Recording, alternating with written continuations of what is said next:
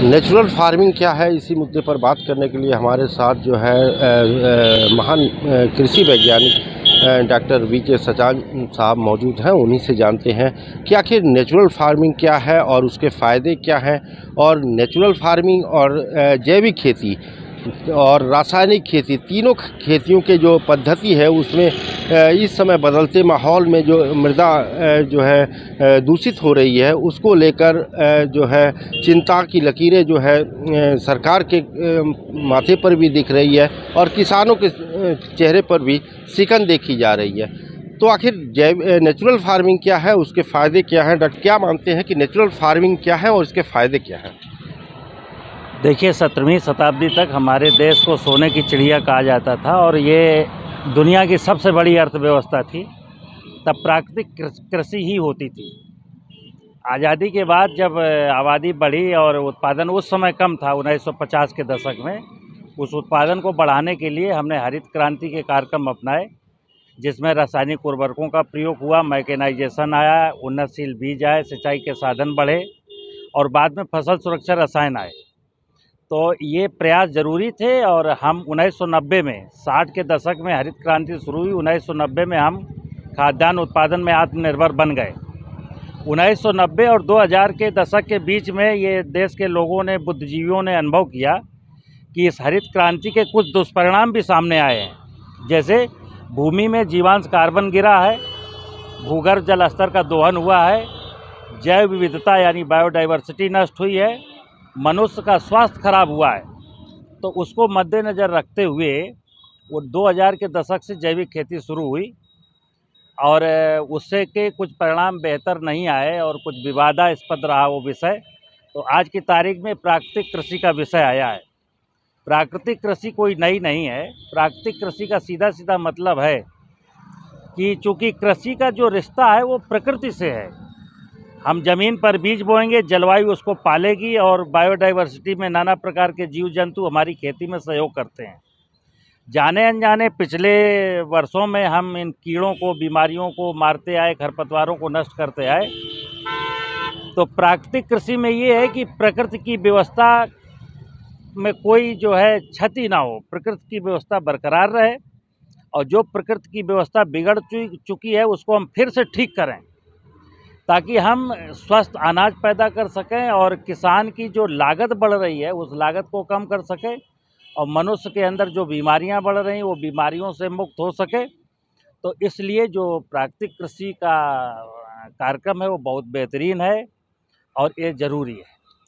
सरकार भी उसी पे जोर दे रही है और कल शायद लखनऊ में मुख्यमंत्री जी ने जो है एक कार्यक्रम में कहा कि 1 लाख हेक्टेयर जो है यूपी में जो है प्राकृतिक खेती की जा रही है। ठीक बात। तो जो सरकार के जो एजेंडे बनते हैं, जो इस योजनाएं बनती हैं, वो धरातल पर क्यों नहीं पहुंच पाती हैं? उसका फ़ायदा जो है किसानों को सीधा तौर पे पहुंचता दिखता नहीं है। आखिर वजह क्या है? देखिए, कई बार जो हमारे नीति निर्माता होते हैं ऊपर वाले, उनकी मंशा बहुत साफ होती है कई बार, और जो कार्यदायी संस्थाएं हैं वो उसमें कुछ पलीता लगाती हैं। तो ये अंडरस्टैंडिंग का विषय है कि प्राकृतिक कृषि को, कृषि क्षेत्र से जुड़े हुए हर व्यक्ति को इस बात को समझना होगा कि एक पवित्र काम है, एक यज्ञ है और इसमें अपनी पूरी श्रद्धा के साथ आहुति डालें। कई बार होता क्या है कि हम उसमें कुछ दूसरी चीज़ खोजने लगते हैं, इसलिए वो धरातल पर नहीं उतरती। क्या करने की ज़रूरत है कि किसानों को सीधा जो है उसका फ़ायदा मिल सके, और प्राकृतिक खेती से जो है किसानों को किस तरह से और मदद मिल सकती है? देखिए, प्राकृतिक खेती के विषय को ऊंचाइयों तक ले जाने के लिए हमें किसानों को सीधे सीधे एक ही बात करनी है कि ये खेती आपके लाभ के लिए है, इससे उत्पादन लागत घट जाएगी, आपकी ज़मीन का स्वास्थ्य सुधर जाएगा, आपके गांव की प्रकृति सही हो जाएगी। अभी है क्या जो इस खेती में जो फेल्योर आने वाला है, वो फेल्योर ये है कि मैं उसको लालच देता हूँ कि प्राकृतिक कृषि अगर आप करेंगे तो इसका प्रोड्यूस हायर प्राइस पर बिकेगा और वो पूरी जो चैन है ना हायर प्राइस में ख़रीद करके और वो उपभोक्ताओं तक पहुँचाने की, तो ये जो बिचौलिए हैं, ये हकीकत ये है कि कोई प्राकृतिक खेती विशुद्ध रूप से क्यों ना करे किसान को उसका लाभ कोई देना नहीं चाहता, इसलिए वो थक हार करके बैक हो जाता है। तो हम उसको यही समझाएं कि इससे तुम्हारी लागत कम हो जाएगी। जैसे आज की तारीख में खेती में किसान 70 रुपया लगाने के बाद 100 रुपया पैदा करता है, यानी 30 रुपये का प्रॉफिट है।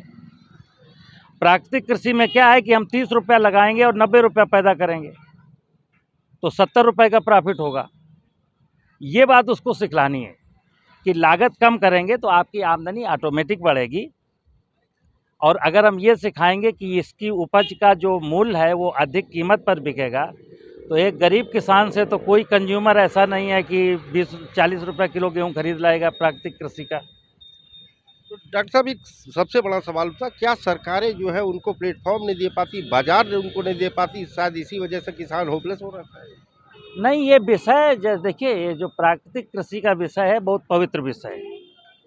और मैं क्या कहता हूँ कि कृषि जो है ना अर्थशास्त्र का विषय नहीं है, कृषि दर्शन शास्त्र का विषय है।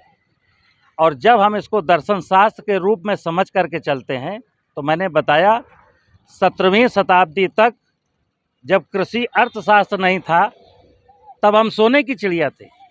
और जब हम अर्थशास्त्र पहले ले आते हैं, दर्शन के पहले जब मेरे दिमाग में अर्थ आता है तो घालमेल शुरू हो जाता है। तो हम पवित्र भाव से दार्शनिक खेती करेंगे, प्रकृति की वैभव को सुधारेंगे, तो प्रकृति रूपी माँ जो है ना मेरा कल्याण निश्चित करेगी। यही 17वीं शताब्दी के पहले तक था कि हम विश्व गुरु थे।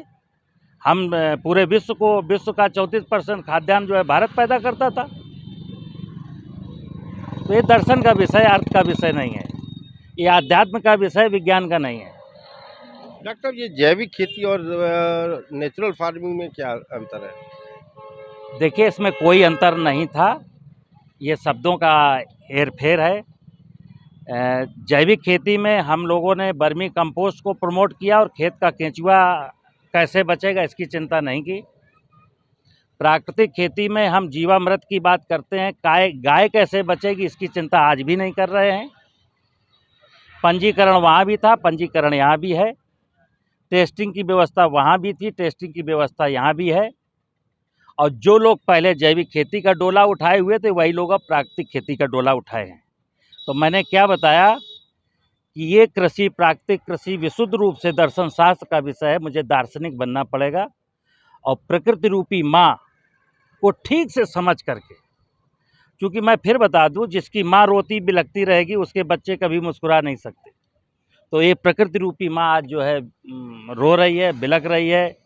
ज़मीन का उर्वरा शक्ति कमज़ोर हो गई, भूगर्भ जल नीचे चला गया, बायोडाइवर्सिटी में ना चिड़िया है, ना तितली है, ना मधुमक्खी है, ना केंचुआ है, ना मेढक है। तो ये जो 84 लाख योनियों की माया थी, प्रभु ने किसी उद्देश्य के लिए बनाई थी। तो 84 लाख योनियों की माया को मुझे उसका संवर्धन करना है। और जैसे ही वो संवर्धित होती है तो मेरी सारी समस्याओं का निवारण अपने आप हो जाता है। क्या मानते हैं कि नेचुरल फार्मिंग के लिए सरकार की क्या योजनाएं होनी चाहिए और किस तरह से सरकार को इम्प्लीमेंट करना चाहिए? देखिए, प्राकृतिक कृषि की बात एक इसमें पेंच ये है, अभी मैं आपको बिल्कुल सत्य बताऊं कि अभी हम रासायनिक खेती कर रहे हैं और यूरिया पर, डीएपी पर भारी भरकम सब्सिडी है। अब इस गोरखपुर की धरती पर मैं आज खड़ा हूँ, यहाँ धान गेहूँ का पैटर्न है। धान गेहूँ 1 हेक्टेयर जो किसान धान गेहूँ की खेती करता है वो 5 बोरी वर्ष में डीएपी खरीदता है और 10 बोरी यूरिया खरीदता है। डीएपी का मूल्य 4100 रुपया प्रति बैग है, यानी कि 20,000 की डीएपी खरीदता है, और यूरिया का मूल्य 2,000 रुपया है, तो 20,000 की यूरिया खरीदता है। इस पर सरकार 28,000 रुपया सब्सिडी देती है।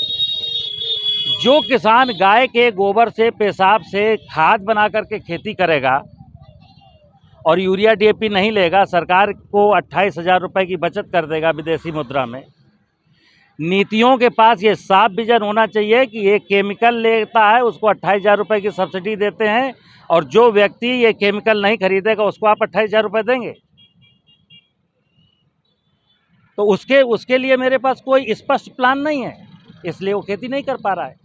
क्या माना जाए कि ये जो है कहीं न कहीं बड़ी मल्टीनेशनल कंपनियां जो है खेती को भी अपने फायदे के लिए इस्तेमाल कर रही हैं?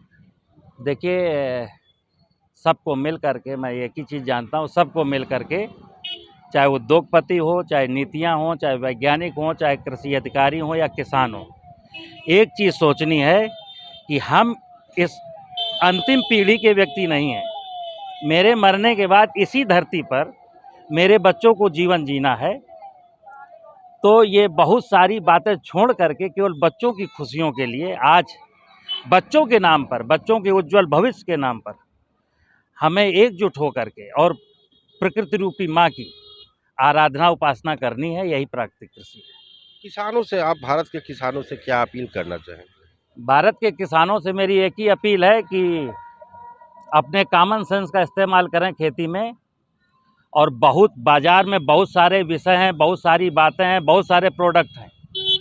किसी के बहकावे में ना आए, समझ के साथ खेती करें। और ये ध्यान रखें, वो जिस ज़मीन के मालिक हैं 5 बीघा के, 5 एकड़ के, वो उनकी माँ है।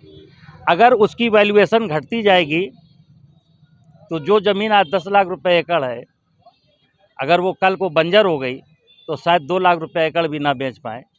इसलिए उनकी वो पूंजी है। जिस प्रकार बनिया अपनी दुकान को सजाता संवारता है, तो किसान भाई भी अपने खेत को, खेत की मेड़ को, खेत की मेड़ों पर पेड़ों को सजाने संवारने का काम करें। और ये मैं बता दूं, ये भगवान की सच्ची पूजा है।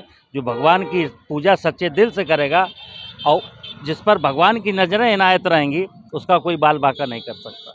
डॉक्टर साहब, सबसे बड़े यातिया कि इतने जो फायदे हैं नेचुरल फार्मिंग के और जैविक खेती के, तो सरकारें इस पे सब्सिडी क्यों नहीं किसानों को डायरेक्ट देती हैं, जिससे कि इसको बड़ा, नेचुरल फार्मिंग को बढ़ावा मिल जाए? नहीं, सब्सिडी देने की ज़रूरत ही नहीं है। हमने बताया कि जिन गलत चीज़ों में हम सब्सिडी दे रहे हैं वो बंद कर दो। किसान तो इसको करेगा ना, अपने आप करेगा। लेकिन स्लोली मतलब प्रयास सबको। अब अचानक में क्या है, जैसे अचानक में क्या बात है कि अचानक अगर मैंने यूरिया डीएपी बंद कर दिया तो निश्चित है कि एक हाहाकार मच जाएगा। तो ये समझ का विषय है कि हमको कैसे धीरे धीरे केमिकल को रिमूव करना है। धीरे धीरे, मैं कहता हूँ। अचानक अगर नीतियाँ चाहें कि मैं ये केमिकल फर्टिलाइज़र बंद कर दूंगा तो जैविक खेती अपने आप लोग करने लगेंगे, प्राकृतिक खेती में आ जाएंगे, तो खाद्यान्न का संकट तो एक आएगा। तो मैंने बताया ना, समझ का खेल है। जब तक प्राकृतिक संसाधनों के स्वरूप को हम 2 गुना अच्छा नहीं करेंगे, तब तक हमारी आय 2 गुना नहीं होगी। जैसे अभी लोग कहते हैं किसानों की आय को 2 गुना करना है, मैं इस बात से बिल्कुल इत्तेफाक नहीं रखता हूँ। जब हम प्राकृतिक संसाधनों के स्वरूप को 2 गुना बेहतर बना देंगे तो मेरी आय ऑटोमेटिक 2 गुना होगी। अगर प्राकृतिक संसाधनों का स्वरूप ऐसा ही बना रहेगा तो आय 2 गुना नहीं हो सकती। सरकार तो दावा करती है कि किसानों की आय हम दुगना कर देंगे। वो अलग की बात है। देखिए, सरकार तो क्या है कि किसान के लिए, जैसे अभी वो प्रधानमंत्री के माध्यम से वो 2,000 रुपया और साल भर में 6,000 रुपया, तो ऐसे मतलब हम उसको क्या कहें। तो क्या आप मानते हैं कि जो ये सम्मान निधि मिल रही है वो यही काफ़ी है किसानों के लिए? नहीं, दोनों चीज़ें हैं। देखिए, आज की तारीख में सम्मान निधि अच्छी चीज़ है, लेकिन आपने कहा किसानों से क्या अपील है, तो किसानों से अपील ये है कि अगर सम्मान निधि के लालच में पड़े रहे तो 6,000 ही रुपया मिलेगा। लेकिन अगर 2 एकड़ ज़मीन के वैल्यू को, उसकी फर्टिलिटी को हम सुधार देंगे तो हो सकता है हमको 60,000 रुपया ज़्यादा मिले।